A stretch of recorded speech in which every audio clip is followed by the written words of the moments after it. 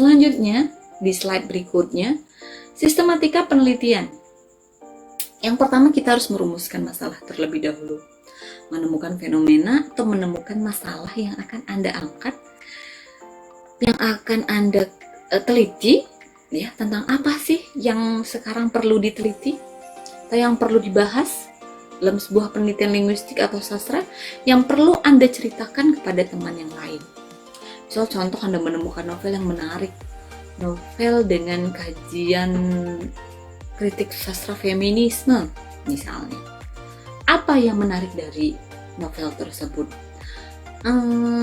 Poin-poin apa atau cerita apa yang perlu diangkat ke publik Anda ceritakan atau Anda analisis dengan penelitian kritik sastra feminisme. Penelitian yang ingin Anda bahas tersebut Anda sajikan dalam sebuah penelitian. Ya. Temukan novel yang tepat dengan teori atau kajian yang tepat misalnya. Ya. Novel A, oh cocok bisa diteliti kajian intertekstual, atau cocok sebuah puisi ini dianalisis dengan kajian stilistika. Kenapa? Ya, Anda harus menemukan masalah itu. Bagaimana cara merumuskan masalah dengan benar? Perlunya sikap kritis, perlunya pemahaman, dan perlunya berpikir dengan fokus. Sebelumnya, Anda juga harus rajin-rajin membaca jenis berbagai artikel-artikel ilmiah, berbagai contoh-contoh penelitian, ya, searching di Google Cendekia, berbagai judul, banyak sekali ya. Saat ini kita sudah di era digitalisasi yang luar biasa, tinggal diklik kita bisa mendapatkan banyak sekali penelitian orang-orang, dosen-dosen, peneliti-peneliti lain, berbeda dengan dahulu yang kita cukup sulit.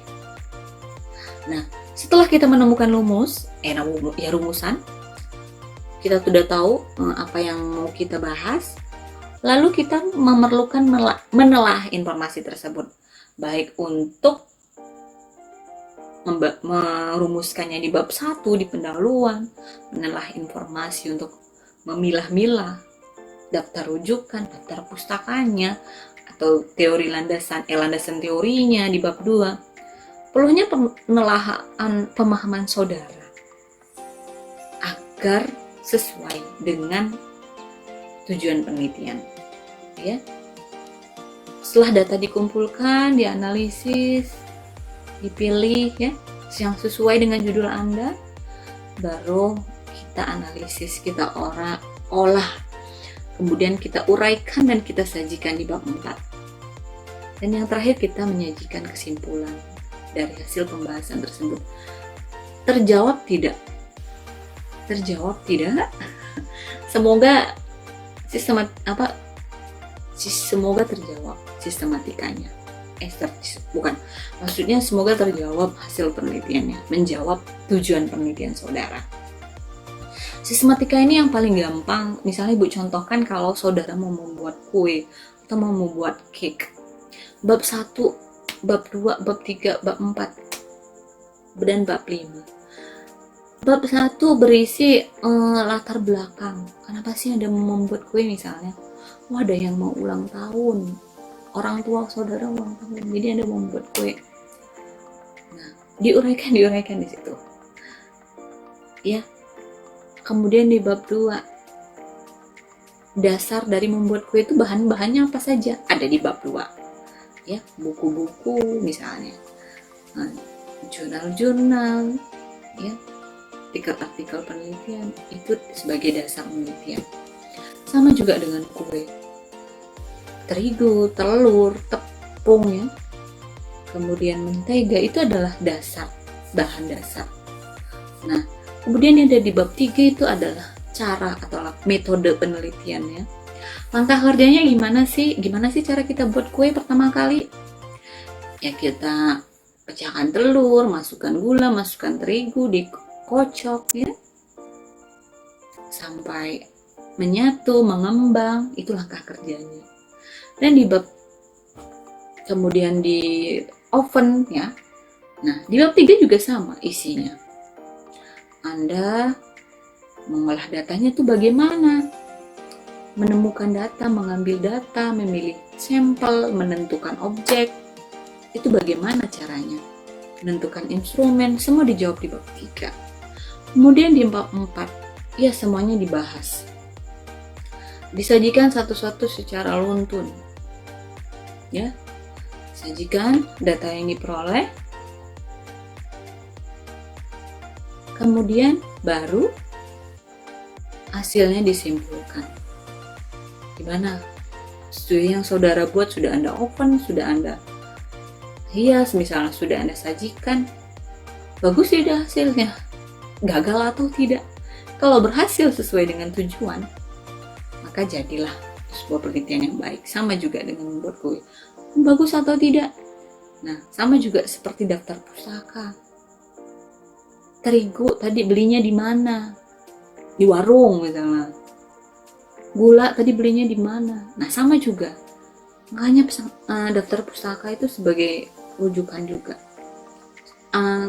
Landasan teori di bab 2 itu ngambilnya di mana? Di buku apa? Di jurnal apa? Masukkanlah di daftar pustaka.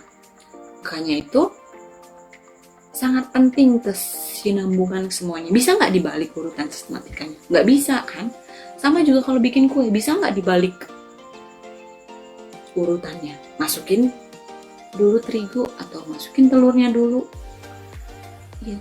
Atau aduknya duluan nanti belakangan? Tidak bisa. Itulah contoh sederhana yang Ibu bisa sampaikan dalam sistematika penelitian ilmiah. Itu contoh aja ya, biar nggak bosan juga dengarnya ya. Asas-asas dasar penelitian ini di slide berikutnya. Penelitian itu harus sistematis, yang seperti Ibu sampaikan tadi ya, berurutan. Nggak mungkin ya kalau kita bikin kue kebalik urutannya. Misalnya diaduk dulu telurnya, misalnya begini diubah ukuran, tidak akan bisa. Ya, sama juga sebuah penelitian. Penelitian didukung data yang empiris, yaitu ya harus pasti, tidak boleh yang kemungkinan atau apa. Penelitian harus menghasilkan pengetahuan yang valid, reliable, dan objektif. Valid berhubungan dengan seberapa jauh hasil penelitian dapat interpretasi atau dimaknai secara akurat. Kemudian reliable menunjukkan seberapa jauh tingkat konsistensi dan replikabilitas dari metode, kondisi, dan hasil penelitian.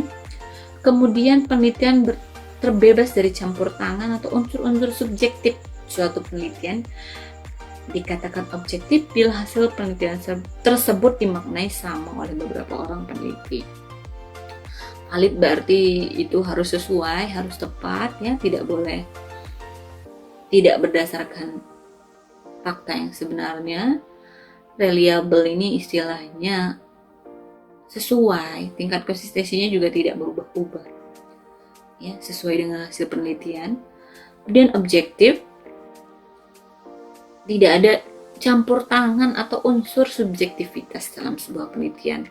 Misalnya ada keberpihakan terhadap sesuatu, itu tidak boleh. Semuanya harus netral, sesuai dengan objek yang ada. Itu adalah objektif. Di slide berikutnya tujuan penelitian. Yang pertama explore, menggali atau menemukan sesuatu yang baru. Nah, ini yang sangat penting loh. Kalau penelitian tuh hanya mengulang, hanya melakukan apa yang orang lain lakukan dahulu, misalnya di tahun 2000 gitu kan. Tidak ada keterbaruan, tidak ada inovasi, ya. Tidak ada yang menarik untuk diceritakan, sepertinya tidak usah dilakukan penelitian itu karena tidak bermanfaat untuk orang lain. Sebaiknya ceritakan atau angkat penelitian yang jarang diteliti atau yang memang penting untuk dibahas, ya. Itu explore. Yang kedua develop, mengembangkan teori atau kebenaran yang telah ada sebelumnya. Nah, kalau penelitian Anda ada pengembangannya atau teori yang ada, kemudian Anda angkat kembali, kemudian di dalam prosesnya ada keterbaruan dari teori yang Anda temukan, itu bagus. Itu adalah sebuah penelitian yang baik. Kemudian testing, yaitu menguji kebenaran sesuatu yang pernah disampaikan atau yang pernah ditulis. Jadi intinya menguji kebenaran, sesuai tidak sih anggapan saudara, ya, kayak misalnya adakah pengaruh kemampuan membaca terhadap kemampuan berbicara atau kemampuan menulis siswa. Nah, itu salah satu contohnya saja. Atau adakah pengaruh saat siswa yang banyak bercerita atau banyak membaca dongeng, mampukah dia menulis sastra? Itu contohnya saja ya. Kemudian penelitian juga adalah menerangkan, memprediksi, dan mengontrol suatu. Ya, itu contoh. Contoh. Itu tujuan penelitian. Di slide yang berikutnya adalah penggolongan penelitian. Penggolongan penelitian yang pertama adalah basic research atau penelitian dasar atau penelitian murni, merupakan penelitian yang dipergunakan untuk mengembangkan teori yang akan mendasari penelitian terapan. Jadi ini penelitian yang awal ya. Kemudian applied research, penelitian terapan bertujuan untuk memecahkan problem yang mendesak dan hasilnya dapat dimanfaatkan dengan segera dalam kehidupan secara praktis. Di slide yang berikutnya, penggolongan penelitian berdasarkan desain metodologinya. Yang pertama eksperimen, ini yang mungkin sering dilakukan orang ya. Situasi penelitian dengan peneliti paling tidak memanipulasi satu variabel untuk mengetahui ada atau tidaknya hasil. Kemudian quasi eksperimen, penelitian yang mendekati eksperimen atau eksperimen semu, ini mirip-mirip ya. Kemudian peneliti ex post facto, penelitian ini adalah peneliti tidak berusaha mengendalikan atau mengatur variabel independen karena variabel penelitiannya sudah ada, jadi sudah terjadi, jadi tidak perlu lagi dilakukan. Kemudian penelitian survei, ini juga penelitian paling gampang yang bisa kita lakukan, hanya mensurvei doang ya. Penelitian survei merupakan current status atau present condition atau kondisi saat melakukan sebuah penelitian. Historik ya. Penelitian histori ini adalah penelitian kemasyarakatan. Penelitian etnografi merupakan pendekatan penelitian yang digunakan pada penelitian tersebut. Ya, berkaitan dengan kemasyarakatan biasanya ya. Kemudian penelitian etnografi, kalau etnografi ini adalah penelitian kemasyarakatan. Penelitian etnografi merupakan pendekatan penelitiannya. Jadi yang meneliti konteks atau sesuatu yang ada di masyarakat. Sedangkan historis adalah meneliti historisnya. Etnografi adalah meneliti di masyarakatnya. Kemudian penelitian content analysis, ini yang paling banyak juga dilakukan. Menganalisis dokumen untuk diketahui isi dan makna yang terkandung dalam dokumen. Ini misalnya meneliti novel ya, meneliti teks pidato atau meneliti puisi atau lagu, biasanya itu sering banget.